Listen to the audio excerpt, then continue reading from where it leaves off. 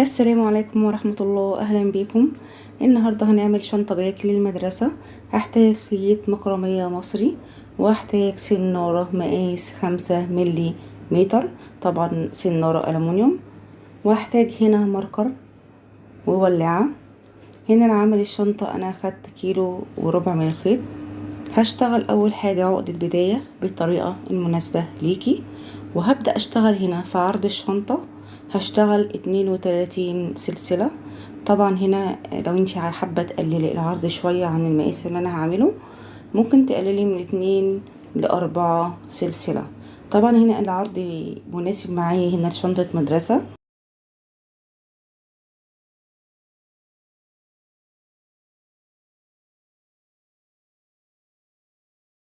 انا خلصت هنا 32 سلسلة. هبدأ ارتفع سلسلة لارتفاع غرزة الحشو، وهلف الشغل بتاعي وهشتغل على الحلقات الخلفية اللي متكونة ورا السلاسل. طبعا الطريقة دي بتخلي شكل الشغل مظبوط. هسيب اول سلسلة ارتفاع وهشتغل في السلسلة اللي بعدها بغرزة حشو، وفي اللي بعدها غرزة حشو. هشتغل بنفس الطريقة دي على كل السلاسل غرز حشو، يعني هشتغل 32 غرزة حشو.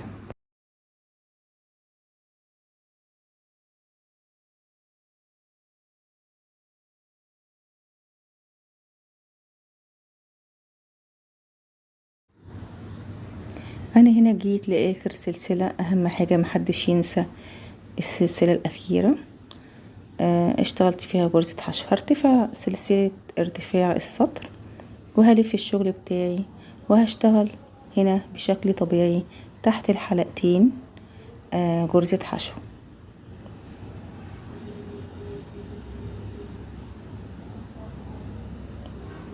واللي بعدها غرزة حشو تحت الحلقتين. انا كده هشتغل في الصف ده 32 غرزة حشو على كل غرزة حشو وغرزة حشو.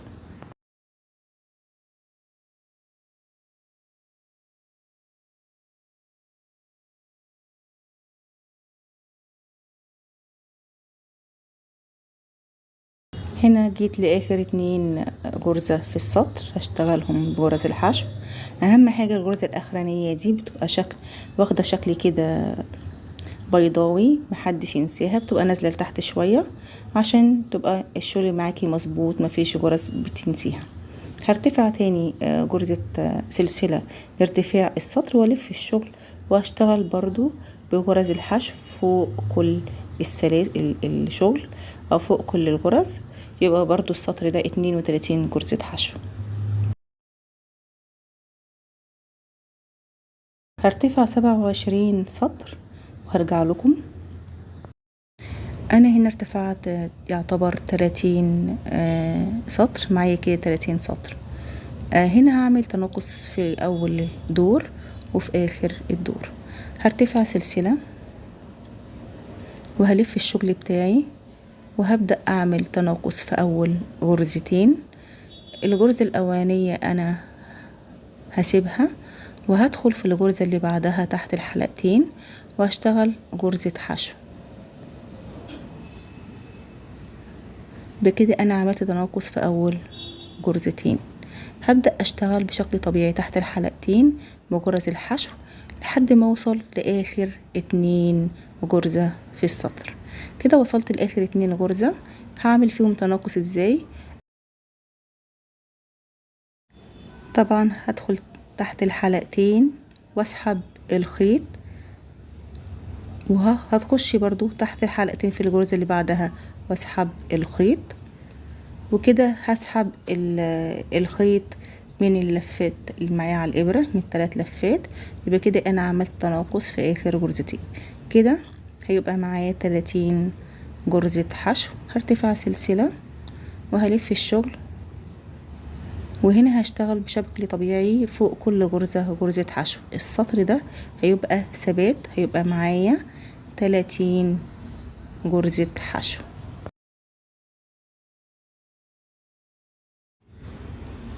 انا ارتفعت هنا ارتفاع السطر، ارتفعت سلسلة ولفيت الشغل. السطر ده طبعا هيبقى سطر التناقص، احنا متفقين سطر تناقص وسطر ثبات. هنا هشتغل في تاني غرزة حشو، غرزة حشو فوتت اول واحدة، وهشتغل بالطريقة دي لحد نهاية الدور، وهسيب اخر غرزتين هشتغلها معاكم.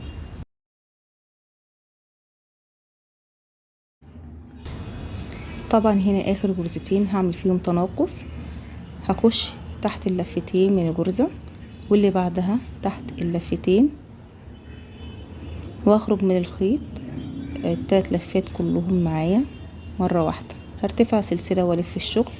طبعا السطر اللي جاي ده هيبقى سطر ثابت. كده انا هشتغل بال10 سطور تناقص. عملت 3 سطور يبقى معايا هيفضل معايا 7 سطور، سطر ثابت وسطر تناقص. طبعا خلصت هنا سطور التناقص، كانوا 10 سطور. هيبقى كده هنا معايا في اخر سطر 22 غرزة حشو. هرتفع سلسلة وهبدأ ألف الشغل بتاعي بغرز المنزلقة. طبعا أنا كده يعتبر القطعة دي كده خلصت. كل سطر هنا يعني هدخل بإبرتي في بداية السطر وهعمل غرزة منزلقة. كل سطر ليه بداية، سطر بيبقى تلاقي فيه ارتفاع للسلسلة، وسطر بتلاقي فيه نهاية الغرزة. هلف الشغل وارجع لكم.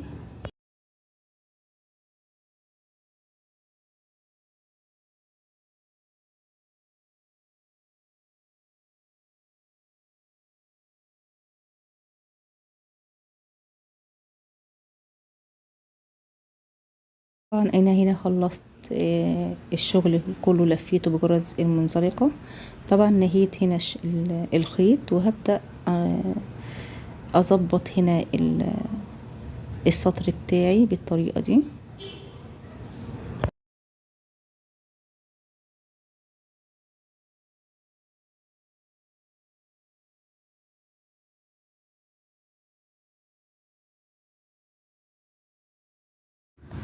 انا هنا اشتغلت قطعة تانية بنفس المقاس وبنفس التناقص، وجبت قطعة بوري بنفس مقاسهم عشان هعمل الشنطة دي ب2 سوستة. ممكن تعملي قطعة تالتة. انا هنا هبدأ اعلم القطعة بتاعتي عشان اعمل جوانب الشنطة. انا علمت القطعة دي وهعلم القطعة التانية بنفس المقاس. انا هنا هعد 22 سطر، وهبدأ احط الماركر في السطر رقم 22. طبعا وفي نفس المكان المقابل هحط الماركر. هنا هعمل عقدة بداية عشان هعمل قطعة للجانب والقاعدة. هنا هشتغل عقدة بداية وهعمل 12 غرزة او 12 سلسلة. هشتغل في ال12 سلسلة 12 غرزة حشو. هرتفع سلسلة وهشتغل فوق كل سلسلة معايا هنا في اللفة الخلفية، هشتغل فيها غرزة حشو على ال12 سلسلة. فوق كل سلسلة هشتغل غرزة حشو لحد ما اخلص ال12 سلسلة. خلصت ال12 سلسلة وهرتفع بسلسلة ارتفاع غرزة الحشو، وهبدأ اشتغل فوق كل غرزة من غرز الحشو بغرزة حشو. هشتغل بنفس النظام والف القطعة بتاعتي لحد ما اوصل ل73 سطر. هنا هبدأ اشتغل بقية الجنب اللي هيبقى فيه السوستة، طبعا اللي هي القطعة اللي فوق اللي هتبقى فيها السوستة. هنا هبدأ اشتغل عدد من السلاسل طبعا بعدد الغرز اللي موجودة ما بين الماركر والماركر. هشتغل 62 سلسلة. طبعا هنا عدد السلاسل بيتحدد عن طريق شغلك في الشنطة. تمام، انا خلصت هنا السلاسل وارتفعت سلسلة. هبدأ هنا هشتغل في اللفة الخلفية غرزة حشو. يبقى كده انا هشتغل فوق كل سلسلة من السلاسل اللي انا اشتغلت عليها 62 سلسلة، هشتغل فيها غرزة حشو في اللفة الخلفية. كده هشتغل فوق كل غرزة حشو. هشتغل على 62 سلسلة بغرز الحشو. هرتفع 8 سطور لحد ما اخلص القطعة وهرجع لكم. انا هنا هشتغل الجيب. طبعا هنا هعمل عقدة بداية وهبدأ اشتغل عدد من السلاسل. طبعا الجيب لو عايز تعمليه كبير بعرض الشنطة بتبدأي تعملي بتسيبي 2 سنتي من الجنب هنا ومن الجنب التاني، وتبدأي تشتغلي عدد من السلاسل. انا هنا هشتغل 20 سلسلة. هنا هبدأ اشتغل في اللفة الخلفية بغرز الحشو. هشتغل فوق كل غرزة غرزة حشو لحد ما اخلص ال20 سلسلة.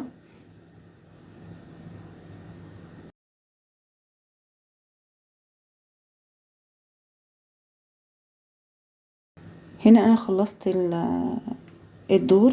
هبدأ ارتفع سلسلة وهبدأ الف الشغل، وهبدأ اشتغل فوق كل غرزة غرزة حشو، وهبدأ اشتغل بالطريقة دي لحد ما اوصل لارتفاع 13 سطر. خلصت هنا 13 سطر. هبدأ اعمل هنا تنقص زي ما عملت تنقص في الشنطة. بنفس الطريقة هنعمل تنقص. هفوت اول غرزة وهشتغل في الغرزة التانية غرزة حشو. الغرزة اللي بعدها هشتغل غرزة حشو.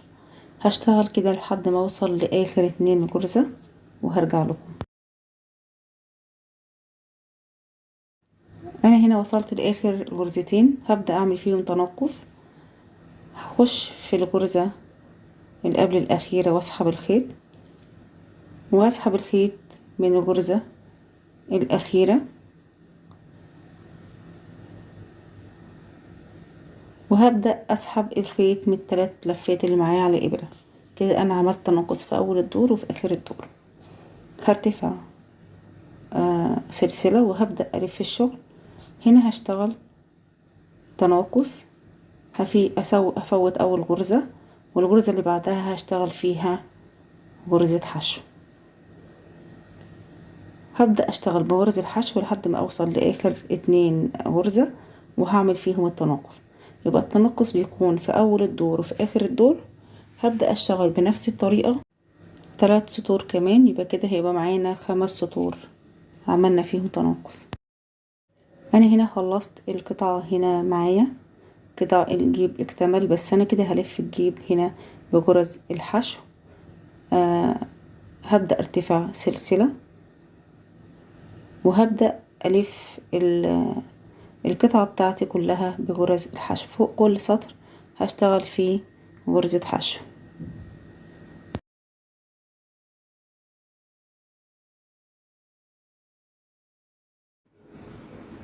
هبدأ اشتغل فوق كل سطر غرزة حشو لحد ما انهي الدور، لحد ما اوصل للطرف الاخر من الجيب. وهعمل طبعا في الزوايا 2 غرزة حشو. انا هنا خلصت الدور. هبدأ هنا في الشغل بتاعي. انا هنا قطعت الخيط. طبعا هتنضف الخيط يا اما بإبرة تنظيف او بالإبرة اللي بتشتغلي بيها.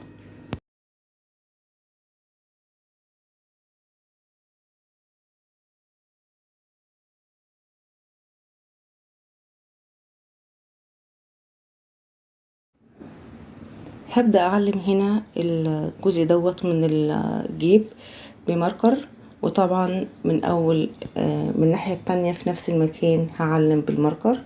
طبعا عشان انا هنا هعمل جوانب للجيب بتاعي. تمام. هبدأ هنا من اول الماركر اللي انا علمته هعمل عقدة بداية وابدأ اسحب الخيط من المكان اللي فيه الماركر. طبعا انا هنا هشتغل في اللفة الخلفية من الجيب. طبعا عشان عايزة اعمل زي جانب للجيب بالطريقة دي. هسحب وهرتفع غرزة وهبدأ اشتغل فوق كل غرزة من الغرز اللي انا عاملاها في الجيب بغرزة حشو. طبعا انا بشتغل في اللفة الخلفية من الجيب، اللفة اللي ورا خالص. تمام. هشتغل بغرز الحشو. هلف الجيب بغرز الحشو لحد ما اوصل، مش هعمل اي تزايد في اي مكان، لحد ما اوصل للعلامة هنا في الماركر. انا هنا خلصت اول سطر. هبدأ اعمل سطر كمان برضو بغرز الحشو، فوق كل غرزة غرزة حشو لحد ما اوصل للجانب التاني من الجيب. هعمل السطر دوت وهرجع لكم.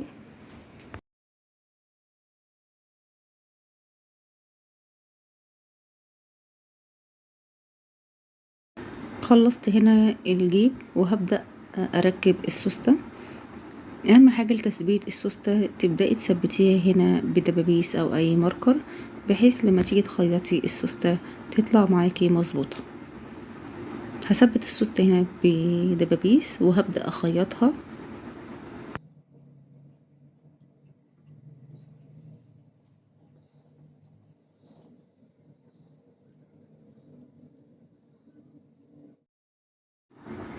دي جوانب الشنطة بعد ما خلصت. طبعا انا بطنت الشنطة هنا بالبطانة، وبطنت كمان الجوانب بتاعة الشنطة. ودي قطعة البوري اللي هستخدمها فاصل ما بين السوستتين، هبدأ ابطنها. طبعا لو انتي ما عندكيش البوري زي ما انا قلت في اول الفيديو بتعملي قطعة بنفس المقاس، قطعة تالتة. هبدأ ابطن القطعة بتاعة البوري. هبدأ طبعا اثبتها الاول بدبابيس وهبدأ اخيطها، وبعد كده هنبدأ نخيطها في الشنطة.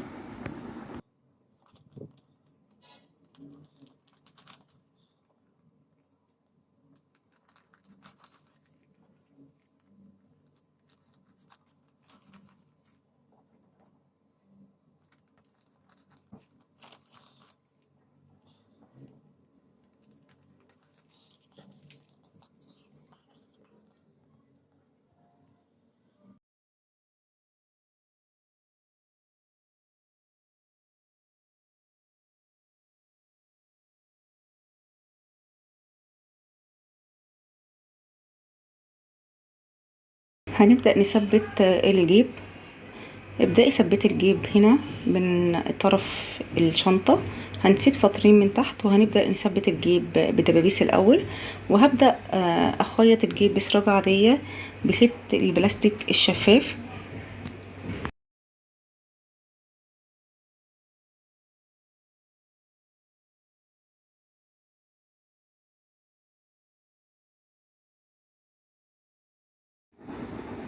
ودي شكل القطعة بعد ما ركبت فيها كل السوستة. دي القطعة اللي فوق ركبت فيها سوستتين.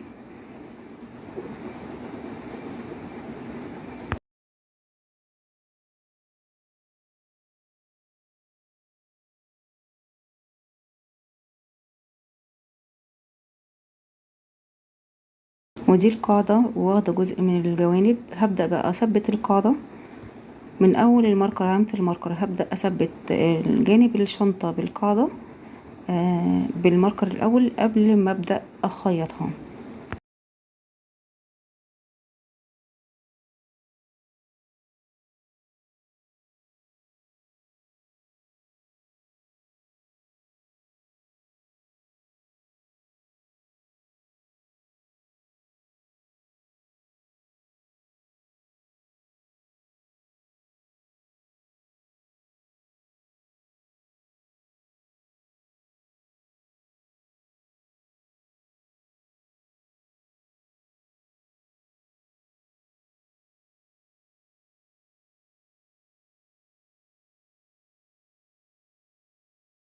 بعد ما خلصت تقفيل القاعدة بالشكل ده، أنا هبدأ كمان أثبت الجزء اللي في المنتصف اللي هو الفاصل ما بين السوستتين.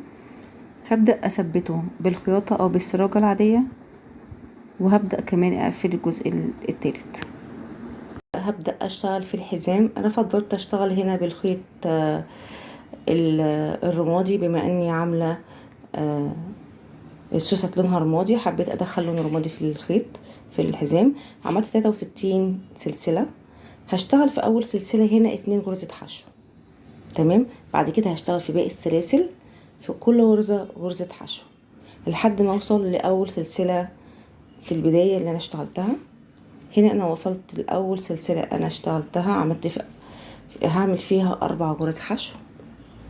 ادي 1 2 3 4.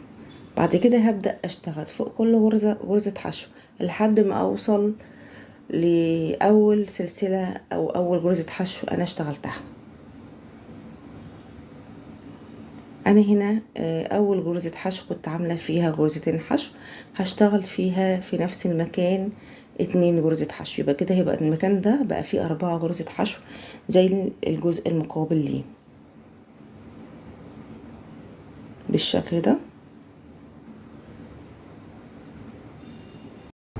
أنا هنا هقطع الخيط كده، هكتفي باللون الرمادي بالحجم ده، وهبدأ أدخل الخيط الروز. لو انت هتشتغلي بنفس لون الخيط سواء الروز أو الرمادي هتمشي بنفس نظام الطريقة اللي أنا هستخدمها لما أدخل الخيط الروز من غير ما تفصلي الخيط.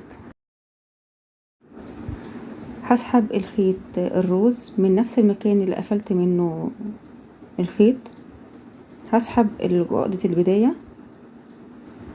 وهرتفع سلسلة وهعتبرها غرزة حشو، وهشتغل في نفس المكان غرزة حشو كمان، يبقى كده اشتغلت تزايد في نفس المكان. الغرزة اللي بعدها هشتغل فيها 2 غرزة حشو، يبقى انا كده هشتغل في اماكن التزايد تزايد في كل غرزة، يبقى فوق كل غرزة 2 غرزة حشو في اماكن التزايد.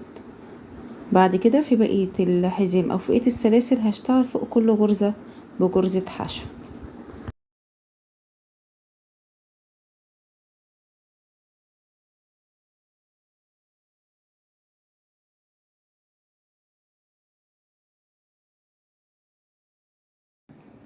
والدوران طبعا اللي هو ال4 غرز اللي انا اشتغلتهم هشتغل فوق كل غرزة 2 غرزة حشو، يعني هعمل فيهم تزايد، وبعد كده هشتغل في باقي الحزام بغرز الحشو وهنهي الشغل، ويبقى اكتفي كده بالمقاس المناسب للحزام، وهبدأ اثبته في الشنطة. ممكن تركبي اي شكل للشنطة يديها شكل حلو، ممكن تعمليه كمان بالكروشيه. انا هنا بعد ما ركبت الحزام بالشكل ده وثبته، ودي شكل الشنطة بعد ما خلصت الحزام. جينا لنهاية الفيديو، ياريتك تدعميني باشتراك ولايك، وتكتبي لي في تعليق من اي بلد بتشاهديني وعايزة اعملك ايه مش موجود لسه في القناة. ودمتم في رعاية الله، والسلام عليكم ورحمة الله وبركاته.